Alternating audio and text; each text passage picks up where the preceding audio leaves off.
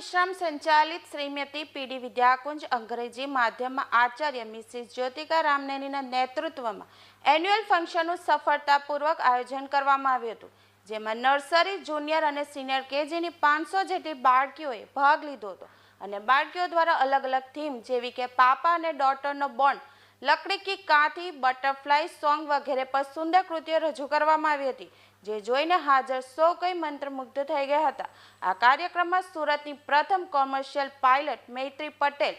SGCCIના chairman નિખિલભાઈ મદ્રાસી, channel સુરતના director વહાબભાઈ Belim અને તેમની ટીમ તેમજ અન્ય મહાનુભાવો હાજર રહ્યા હતા અને આ કાર્યક્રમને સફળ બનાવવા વનિતા વિશ્રામના શિક્ષકો તેમજ આચાર્ય જ્યોતિકા મેમે અથાગ મહેનત કરી હતી અને કાર્યક્રમમાં નાની બાળકીઓના સુંદર પરફોર્મન્સ જોઈને વાલીઓ પણ ખૂબ ખુશ થઈ ગયા હતા।